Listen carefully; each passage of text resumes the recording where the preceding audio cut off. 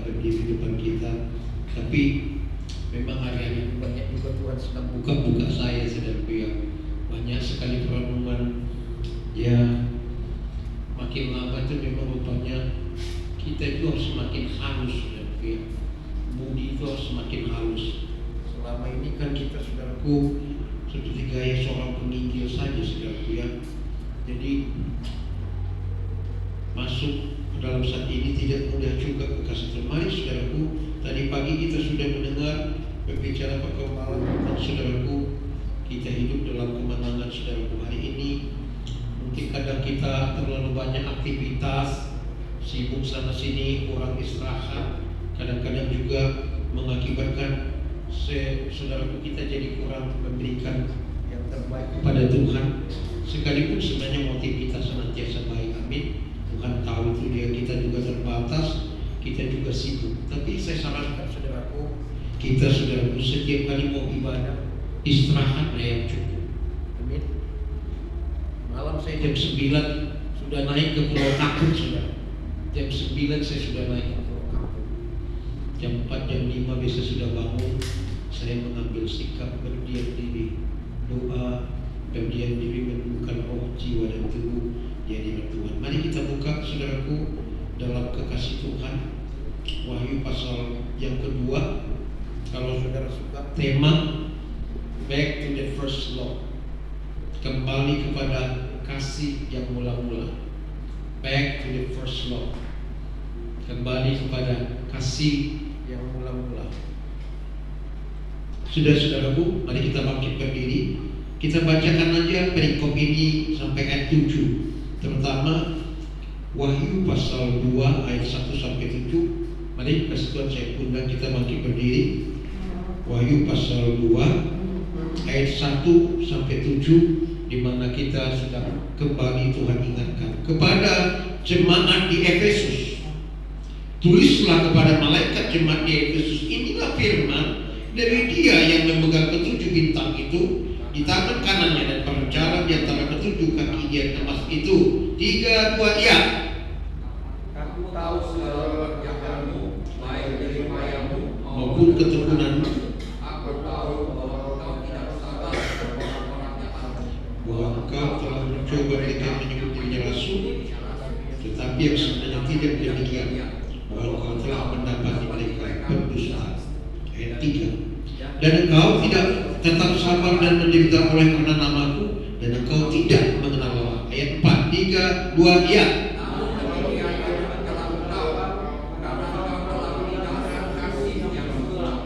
Sebab itu ingatlah betapa dalamnya engkau telah jatuh, bertobatlah dan lakukan lagi apa yang semula engkau lakukan. Jika tidak demikian, aku akan datang kepadamu dan aku akan mengambil kaki dianmu dari tempatnya jikalau engkau tidak bertobat. 3, 2, ya. Ada padamu, yaitu engkau membenci segala perbuatan pengaruh Nikolaus yang juga benci. Ayat 7, 3, 2, ya. Siapa bertelinga hendak dia mendengarkan apa yang dikatakan Roh kepada jemaat-jemaat. Barang siapa benar, dia akan kuberi makan dari pohon kehidupan yang ada di taman Firdaus. Amin. Amin, saudara. Ya. Saudara kasih Kristus, kita dapat kitab Wahyu ini dituliskan dari seorang rasul, saudaraku, yang sebenarnya dia setengah mati, kan. Yang lain semua mati dengan begitu mengganaskan, saudaraku. Rasul-rasul itu dia juga sebenarnya sudah dianiaya, sudah bisa-bisa, bahkan mungkin sudah disangka mati, ya. Masa yaitu siapa? Rasul Yohanes. Kaisar Dositian, saudaraku, membuang dia di Pulau Patmos, saudaraku. Dan orang ada yang menafsirkan bahwa sebenarnya Yohanes itu sudah mati, tapi karena dia mau menuliskan kitab Wahyu, Tuhan bangkitkan lagi dia untuk pembuktian kebangkitan kuasa, kebangkitan Kristus. Tetapi saudaraku, yang lain itu dia udah setengah mati, kan. Dia seperti digoreng dia, kan. Kemudian dia dianggap mati, dilemparkan. Rupanya, saudaraku, dia bangun lagi, amin. Dan dialah rasul yang mati sepertinya baik-baik sampai di hari tuanya, amin. Dia menjadi, saudaraku, soko guru. Kalau kita lihat di Efesus, saudaraku. Nah, coba kita baca dulu ayat pertama, saudaraku. Saya bacakan ayat pertama dulu. Bagaimana, saudaraku, wahyu Yesus Kristus itu. Wahyu. Inilah wahyu Yesus Kristus yang dikaruniakan kepada Allah kepada supaya ditunjukkan kepada hamba-hambanya apa yang akan harus segera terjadi, dan oleh malaikat-malaikatnya yang diutusnya ia telah menyatakannya kepada hambanya Yohanes. Amin, saudaraku. Nah, ada satu maksud yang indah, saudaraku, sehingga kitab wahyu ini dituliskan di Pulau Patmos. Pada waktu, saudaraku, kitab ini dituliskan, jemaat Efesus itu lebih kurang, saudaraku, sudah 40 tahun. Ya, 40 tahun. Dan kelak Efesus ini Epapineste. Epapineste itu kota tersohor, kota termulia, cincin Asia. Mereka sangat termasuk sombong juga karena pada waktu itu, saudaraku, Efesus ini kota yang sangat diberkati. Ya, perdagangannya, tetapi juga dia kota jajahan Roma. Kalau Epapineste itu sudah gambaran negara ya sebenarnya. Nah, itu gelarnya, saudaraku. Nah, disitulah jemaat Efesus didirikan oleh Rasul Paulus dalam penginjilan yang pertama. Dia sebentar ada di Efesus, tetapi penginjilannya kali kedua ditaruhkannya sehingga, saudaraku, Efesus ini menjadi, saudaraku, pusat pelayanan penginjil selama lebih kurang 200 sampai 300 tahun kemudian. Ya. Nah, Efesus ini tepatnya ada sekarang di Turki, saudara. Itulah hebatnya firman Tuhan Allah kita. Dia benar-benar ada. Efesus ini sekarang ada di Turki. Amin. Kita sama-sama ke Turki ya. Sama-sama kita satu pesawat ke Turki. Tapi bayar masing-masing ya. Kalau saya diberkati miliaran ya boleh lah, tak mahal. Paling-paling sekarang ya 20 juta untuk 12 hari. Saudara ya. Dulu 3 juta, 7 juta. Nah, sekarang memang saya lagi rindu ke sana, saudaraku. Jadi umurnya kurang lebih 40 tahun lah jemaat itu. Nah, dari sekian jemaat kekasih Tuhan, 7 jemaat di Asia, Tuhan tunjukkan yang pertama, saudaraku, adalah jemaat Efesus. Kata Efesus itu juga bisa punya pengertian yang dilalui. Yang dilalui. Apa yang dilalui? Saudara, kitab Efesus paling terkenal dengan apa?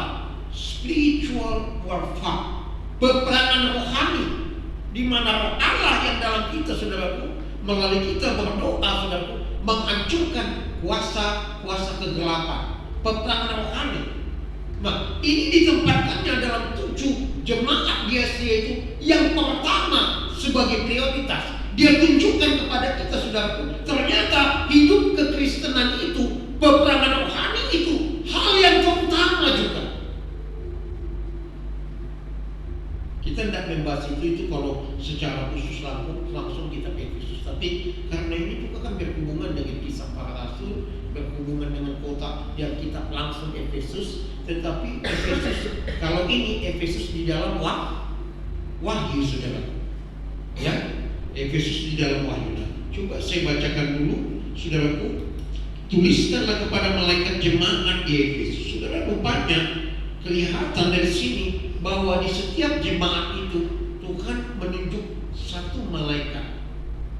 Itu paling tidak yang jelas, yang menjaga malaikat. Sebenarnya ada ribuan. Kalau Mazmur berkata, ketika anak Tuhan memuji menyembah Tuhan, maka malaikat akan masuk berkemah di sekeliling mereka.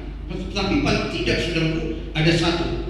Inilah firman dari Dia yang memegang ketujuh bintang itu di tangan kanannya dan berjalan di antara ketujuh kaki Dia emas itu. Saudaraku, kaki Dia itu di sini belum kita buat ya, suatu hari kita buat gambaran apa? 7 jemaat. Yang pertama jemaat siapa, saudaraku? Efesus. Ya. Nah, saudaraku, kaki Dia itu nanti, saudaraku, ada apanya? Dia lampu juga kan, termasuk lampu. Nah, minyaknya tidak boleh kurang. Itu begini, minyaknya senantiasa harus penuh. Kaki Dia itu tidak boleh minyaknya setengah. Jadi sebelum habis selalu diperiksa, saudara. Dan setiap saat minyak kaki dia itu harus penuh. Ini gambaran saudaraku kepada umat Tuhan, kepada hamba Tuhan, jemaat Tuhan harus senantiasa kepenuhan roh, kepenuhan urapan Tuhan. Tidak boleh tidak. Harus senantiasa berada kekuatan keperkasaan Tuhan. Nah, saudara, kaki dia itu menimbulkan terang. Berbicara umat Tuhan membawa terang. Yesus berkata, I am the light of the world. Aku adalah terang dunia. Dan disuruhnya, kamu harus bekerja selagi hari terang, jangan nanti kakimu tersandung. Amin. Jadi saudaraku, ini sesuatu yang luar biasa. Nah, dia menunjukkan ketujuh jemaat itu. Yesus menunjukkan di sini dia roh yang maha besar yang melihat, meneliti ketujuh jemaat Asia ini. Dan prioritas Tuhan yang pertama itu adalah jemaat Efesus. Nah, saudaraku, hebat sekali Tuhan kita ini.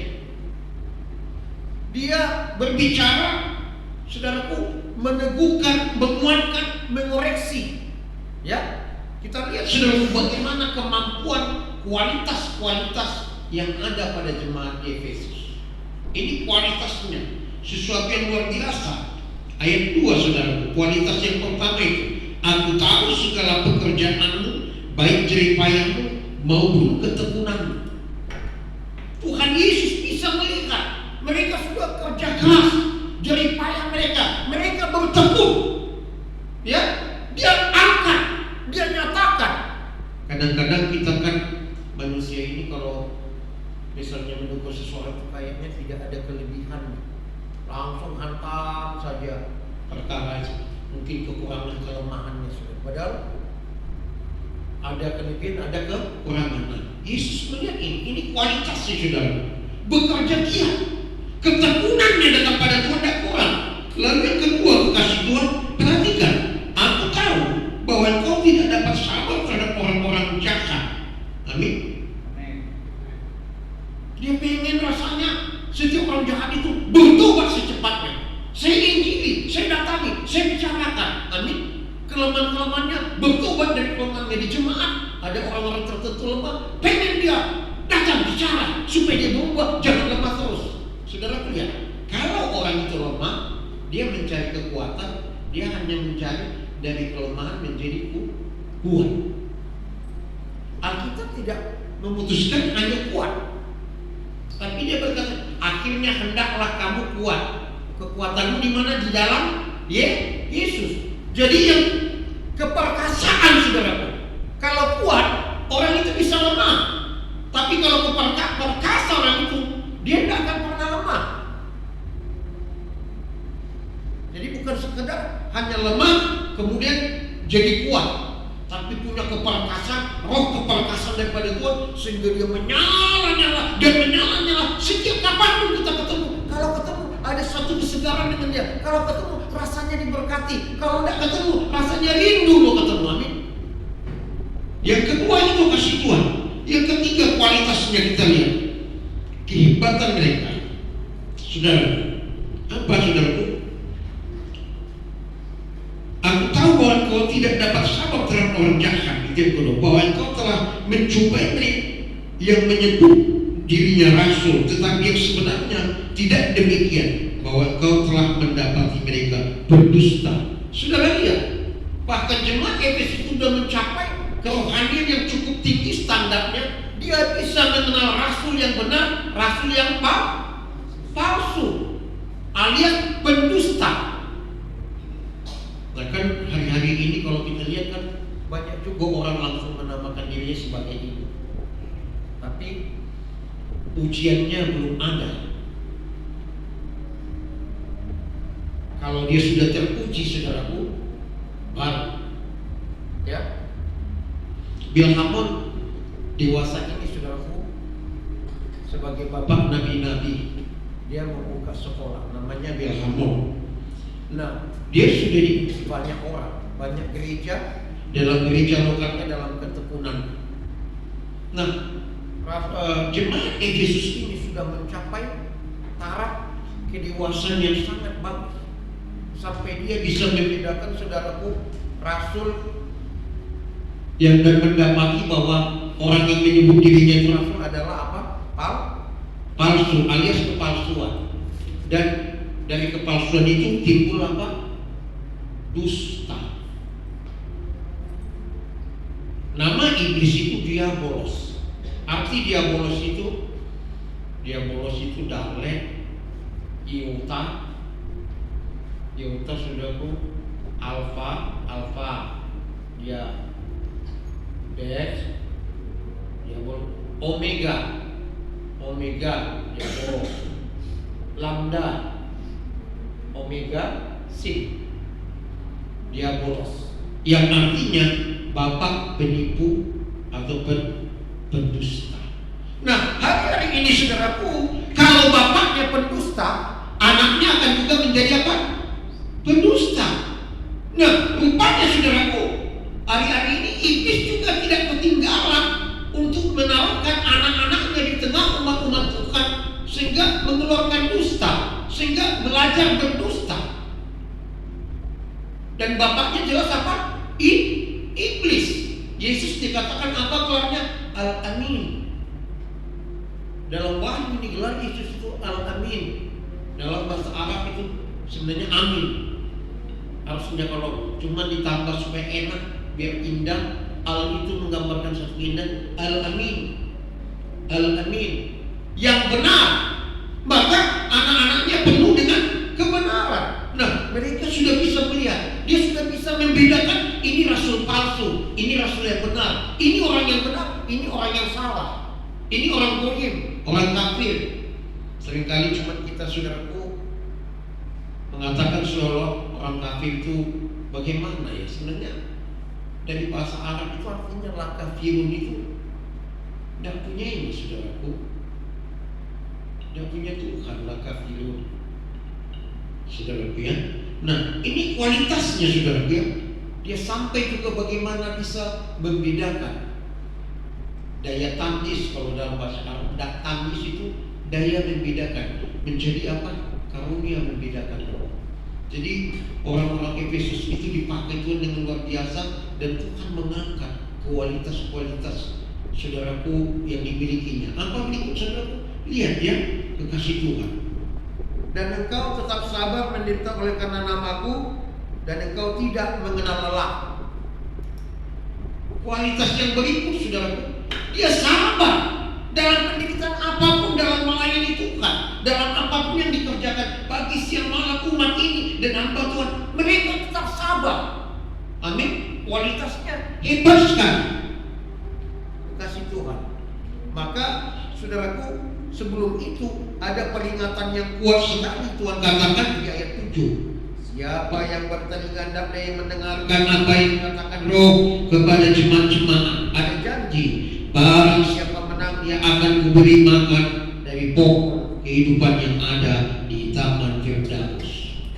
Nah, kalau kita lihat peringatan ini, saudara kasih Kristus, seolah-olah apakah Tuhan tidak tahu mereka bertelinga? Dia tahu, maksudnya menjadi bahan perhatian yang sangat. Nah, hebatnya Tuhan kita, saudaraku, menaruhkan saudara keadaan jemaat ini dalam kebenaran itu dari masa lalu, hari ini, sekarang sampai selamanya. Seluruh gereja di 7 jemaat ini keadaannya itu begitu persis. Tinggal satu-satu gereja lokal itu keadaannya yang mana paling dekat. Hebat sekali bukan?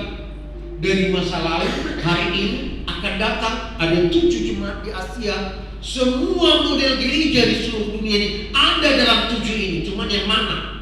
Kita Efesus kah, Smyrna kah, Pergamus kah, semuanya. Hebatnya kan? Dia tidak seperti makanan dimasak sekarang, besok kalau udah dipanasin basi, bukan. Kebenarannya begitu hebat. Ada peringatannya, saudara. Amin. Yang patut saudara dan saya, setiap kita, bukan sekedar mendengar, tapi memperhatikannya, melakukannya. Bahkan dikatakan menjadi, kalau kamu menang kepada jemaat di Efesus ini, kamu diberi makan apa, saudaraku?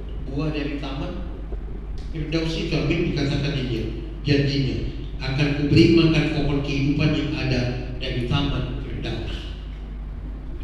Buah itu enak sekali, pasti buah itu, saudara. Ya. banyak sekali buahnya itu.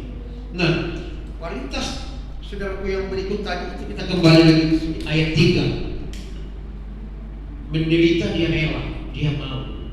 Capek, letih, lesu, saudaraku.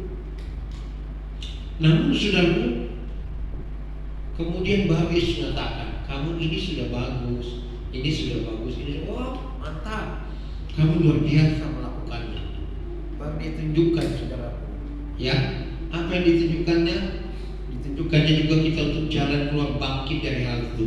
Ini tegurannya yang keras, teguran yang tidak enak.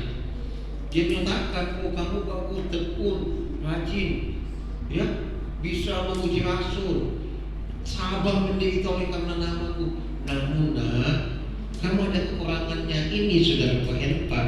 Namun demikian, aku mencela engkau karena engkau telah meninggalkan kasihmu yang semula. Amin, saudaraku. Nah, meninggalkan kasih yang semula. Tadi saya bilang back to the first love, kembali kepada kasih yang mula-mula. Ada 3 langkah di situ nanti saudaraku, tapi izinkan saya cepat saja menyelesaikannya. Apa ini saudaraku? Meninggalkan kasih yang semula. Ini berbicara seperti hubungan orang pacaran. Bagaimana misalnya cinta pertama kita yang mencelikkan mata kita kepada misalnya seorang laki, celik matanya, dia tahu mencintai saudaraku perempuan yang pertama ya.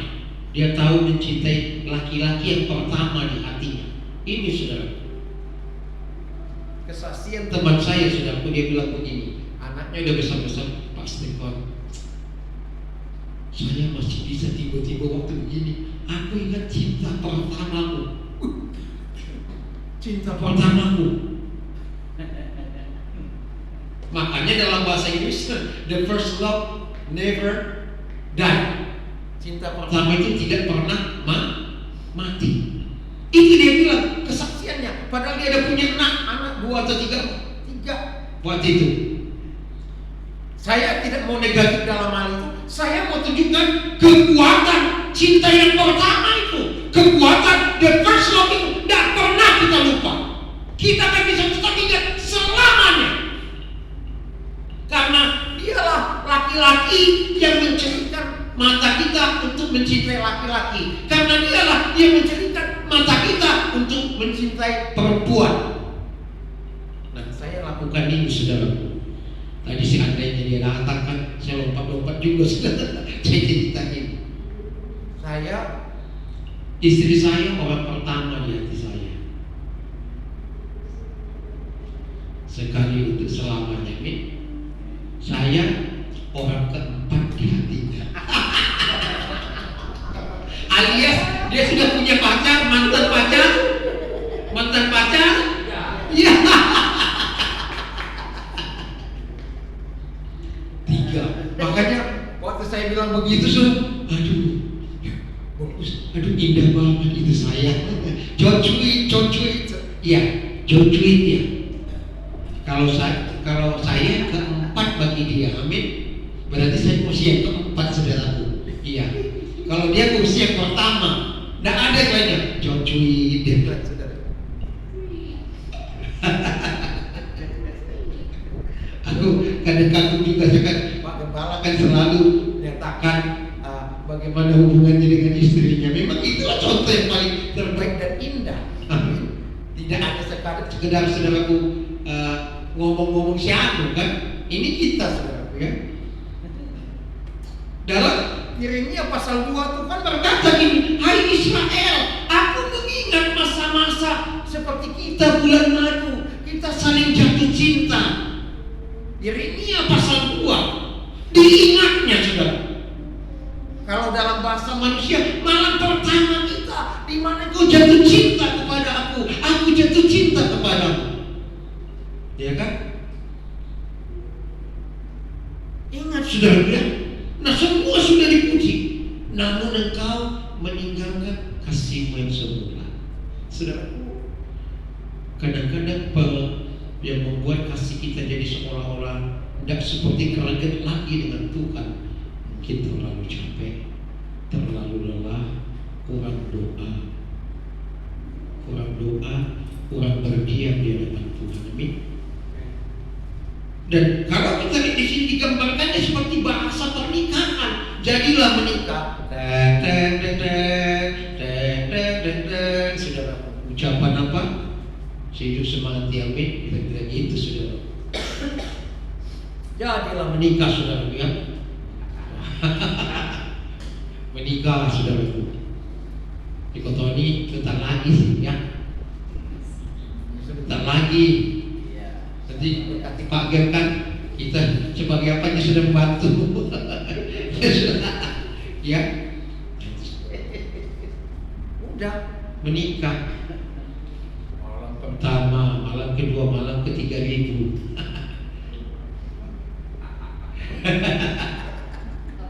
Saya sudah tahun ke-26.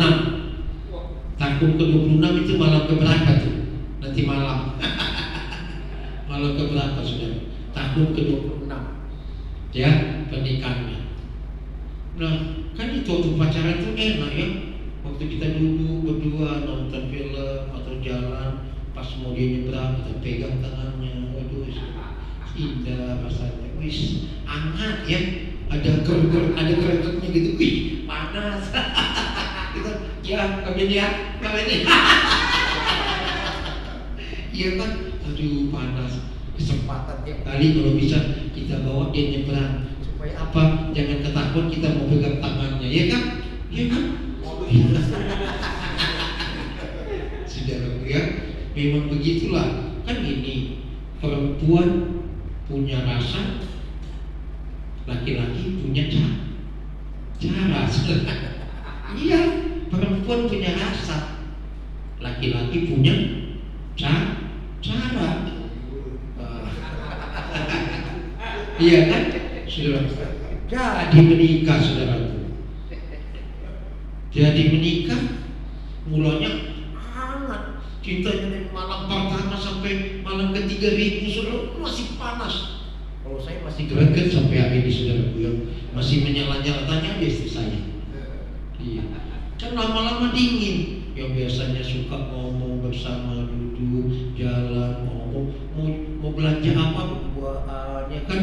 Ya ke mall, kita ke mall. Siapa yang di sini sama istri atau suaminya masih ke mall sesuatu? Nggak ada yang dibeli, hanya megang-megang, dipegang-pegang, dilihat, udah jalan. Kan hanya mengganti suasana, iya kan?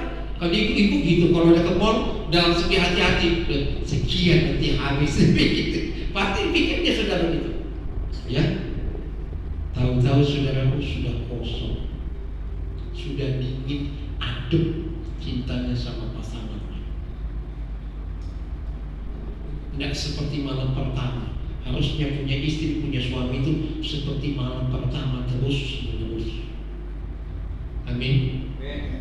Ini saudara, waktu kita baru kenal Tuhan, rasanya mau doa terus. Di mana ada persekutuan doa, di mana ada doa, di mana ada ibadah, saya cuma aku mau terus beracunnya luar biasa.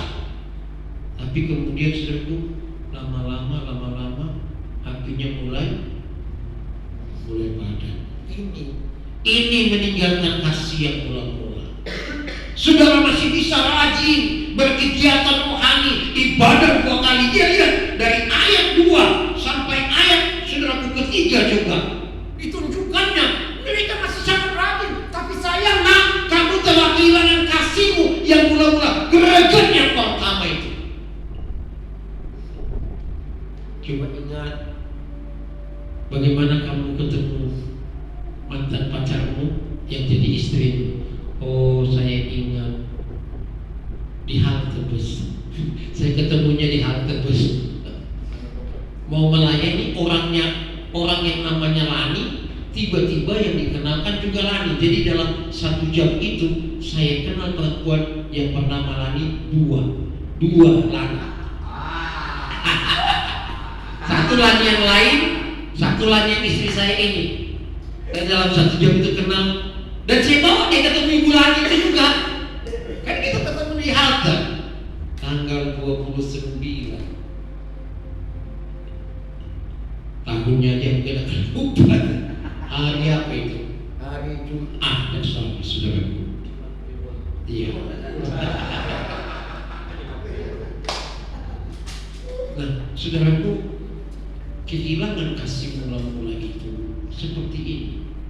Saudara besok begitu sangat mencintai Tuhan, rasa panas menyala-nyala.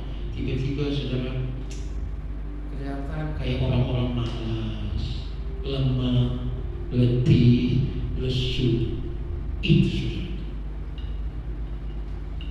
Maka ayo ketika engkau penuh seperti kaki dia itu penuh minyaknya, penuh urapannya, engkau semangat,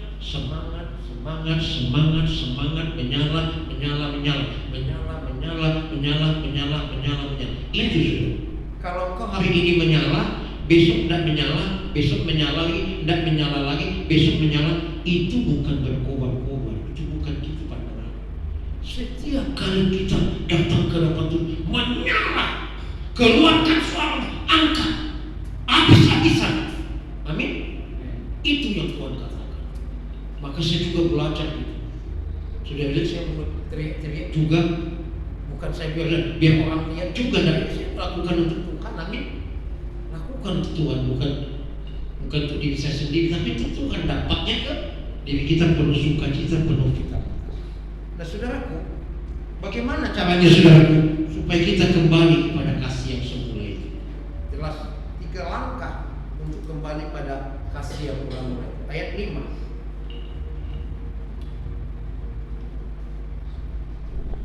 Sebelumnya kita ambil dulu ayat ini saudaraku, teguhan Tuhan lagi ya. Nanti kita yang terakhir aja ya, ayat 6. Tetapi ini yang ada padamu, yaitu engkau membenci segala perbuatan pengikut Nikolaus yang kubenci. Sudah, Nikolaus itu berarti ini, Niko itu kemenangan. Tadi Pak Gembala pagi, kemenangan saudara. Laos itu orang banyak atau umat Tuhan. Jadi kemenangan orang banyak. Kalau disimpulkan nanti sebenarnya ini pengajaran ini sudah pengajaran yang kalau apanya berpihak kepada orang banyak untuk menyenangkan hati telinga orang. Itu saudara disimpulkan nanti. Di akhir zaman ini orang memanggil pembicara-pembicara yang sesuai seleranya, yang membuat lucu-lucu dari A sampai Z, ketawa loh. Pengajarannya nggak ada. Waktu pulang, saudaraku tanya, luar biasa banget firmannya, dahsyat sekali, luar biasa. Apa firmannya? Lucu. Waduh, lucu banget, dahsyat banget firman. Apa firman? Lucu. Oh, firmannya lucu. Itu saudara, pengajaran yang disukai orang umumnya, yang tidak mendidik, yang tidak ada teguran akan dosa, yang tidak membangkitkan, menguatkan umat Tuhan, hanya untuk menidurkan, menyenangkan. 2 Timotius 3:16, firman itu bermakna itu apa? Mengajar, menegur kesalahan, berubah karakter, kelakuan, mendidik orang dalam kebenaran. Kalau bicara yang sakit, jangan, aduh, tidak enak. Sehingga saudaraku stand up komedi jadinya di podium. Kalau gitu panggil aja orang-orang itu buat lucu kan. Tahu nggak saudaraku, ajaran-ajaran sesat itu acaranya penuh seperti ini. Hebat banget. Saya pernah datang ke tempat ajaran-ajaran penyesat. Wah, seperti polisi, mereka praktek berapa sih itu? Berakting saudaraku. Penuh dengan hal begitu. Ini pengajaran yang hanya menyenangkan telinga dan tidak mendidik orang dalam kebenaran, tidak mendewasa. Nah, bagaimana cara kita saudaraku untuk kembali kepada kasih yang mula-mula itu? 3 langkah. Back to the first law, untuk kembali kepada kasih yang mula-mula itu. Ayat 5. Sebab itu ingatlah betapa dalamnya engkau telah jatuh. Kalau terjemahan yang paling bagus, sebab itu ingatlah dari mana. Terjemahan yang paling bagus, di mana saudara jatuh? Oh, dulu biasanya kau rajin banget berdoa 2-3 saja 4 jam satu hari. Sekarang hanya 30 menit. Atau hanya mau makan, mau tidur aja 10 menit. Oh, sudah tidak berdoa. Berarti sudah kembali ke itu. Ingatlah dari mana kau telah jatuh. Think about His love, think about His goodness, think about His grace that brought us through. Ingat kasih-Nya, ingat kebaikan-Nya dan anugerah-Nya, selamatkanku. Perlu ada perenungan, perlu ada yang kita ingat. Yang pertama ingat dan ingat. Dari mana? Ingat ini bukan sekedar ingat-ingat begitu. Datang merenung, datang ke kaki Tuhan. Mungkin saudara waktumu habis, terlalu sibuk, atau di luar terus, atau di keluarga saja. Ingatlah. Sebab itu, karena itu, ingatlah betapa dalamnya kau telah jatuh. Ingatlah dari mana kamu telah jatuh. Saya saudaraku menemukan ini juga. Saya merasa Tuhan tegur sekali. Saudara bisa, saudaraku, saudara tidak buat dosa, tapi posisimu sudah mislead namanya. Saudara tidak buat dosa. Dalam hal ini bukan berbicara buat dosa dulu. Karena terlalu sibuk, kurang waktu sama Tuhan, kurang apa ini, saudara di sini. Engkau terus Tuhan, amin. Orang bisa tidak buat dosa, saudaraku. Engkau bisa. Nah, kalau memang benar saudara nggak buat dosa, lalu saudara tidak menyala-nyala, itu ada sesuatu yang kurang. Biasanya orang itu kalau hidup dalam kesucian dan kekudusan Allah, hidup dalam konsisten terus dalam kesucian kekudusan Allah, mau tidak mau dibilang semangat atau tidak semangat, di mana kau duduk kau pasti semangat, amin. Pasti, itu udah pasti. Bapak-bapak yang tua-tua, mbak-tua yang tua, ya melompat-lompat saudaraku ya, bersuka cita. Itu pasti, tidak boleh kurang. Kalau ada namanya orang hidup dalam kebenaran dan kekudusan, engkau malas, berdoa malas, tidak angkat suara, dan gimana? Ini harus dipertanyakan. Itu yang pertama saudaraku.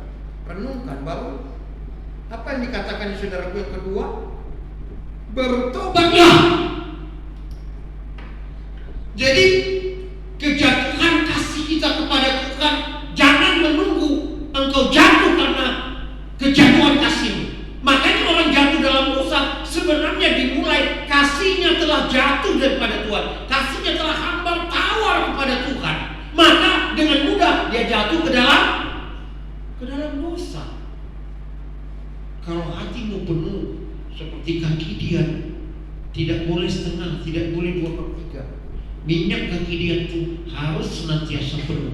Kalau kau penuh dengan urapan Tuhan, penuh dengan kesucian, penuh dengan kekudusan, penuh dengan semua yang baik daripada Tuhan, saudaraku, tidak mungkin kau tidak menyala. Yang kedua saudara katakan, bertobatlah. Maka di Alkitab ada dosa yang membawa maut, dosa yang tidak membawa maut. Amin. Tapi saudaraku, kalau kasihmu tidak kau kembangkan, kasihmu tidak kau tunjukkan, kasihmu tidak menyala-nyala kepada Tuhan, engkau sedang jatuh di dalam kasih. Awalnya jatuh dalam dosa adalah kasihmu jatuh dulu. Bagaimana? Datang pada Tuhan sekedarnya aja lah. Oh, beri persembahan kalau bisa sekedarnya aja, kan kita capek bekerja. Beri perpuluhannya pokoknya kelihatan lah pakai amplop, sekedarnya saja. Ini menunjukkan hati kita kasih Tuhan yang sudah semuanya tawar hambar kepada Tuhan. Alkitab jelas berkata dalam Amsal, kalau tawar hatimu maka kecillah kekuatanmu. Kalau hatimu sudah jauh tawar dari Tuhan, Tuhan bilang saudaraku, kalau jauh itu dia berzina. Mazmur 90, orang jauh daripada Tuhan disamakan dengan berzina. Belum sudah jatuh dalam dosa. Makanya kalau kasihmu jatuh, tidak seperti kasih yang semula lagi saudaraku kepada Tuhan, gampang engkau saudaraku juga melupakan pasangan.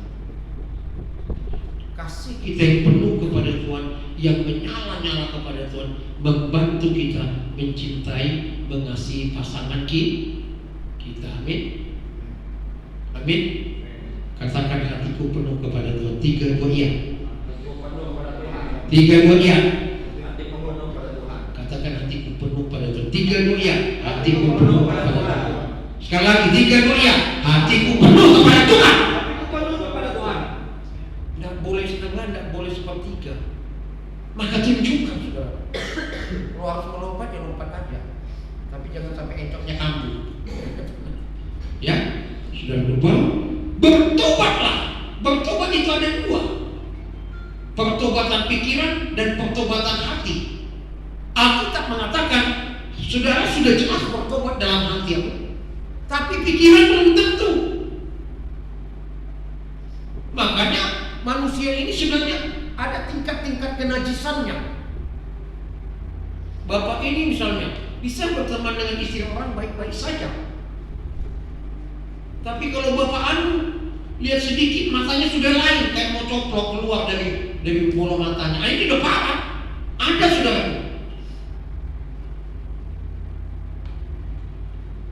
Kenapa itu terjadi? Karena tidak ada penguasaan diri. Roh ketemu dengan roh, buahnya self control, penguasaan di buah roh yang nomor 9 itu bukan? Sebenarnya bukan 9. Buahnya itu hanya 1, cuma rasa yang benar. Rasanya ada 9. Buah roh itu 1, rasanya 9 seperti permen, sukus, pineapple, apple, pokoknya banyak. Amin. Buah roh itu bukan 9, 1. Karena buah itu dari bahasa Yunani hanya 1, tapi rasanya ada 9. Saudara ya. Dan nomor 9 terakhir itu self control, penguasaan diri. Katakan penguasaan diri. Tahukah saudara terjemahan lama penguasaan diri itu tidak enak? Apa terjemahan lama? Tahan nafsu. Kalau saudara lihat dalam Alkitab terjemahan lama, tahan nafsu. Kalau ditahan nafsunya seperti gunung meledak. Tapi itu saudara. Makanya orang yang punya pengendalian diri yang baik itu dia bisa menguasai nafsunya. Amin. Penguasaan diri, dan itu tidak gampang. Penguasaan diri itu seni yang harus kita pelajari terus sampai hari ini. Saya pun sampai hari ini belajar. Nah, waktu saya mau bawa ini saya merasa saya gagal sekali. Gagalnya emang selama ini kita seperti penginjilannya hantam sana sini. Khotbahnya begitu keras sekali. Saya selalu bilang ini luka, saya bawa jeruk nipis. Saya kasih jeruk nipis. Memang itu sudah.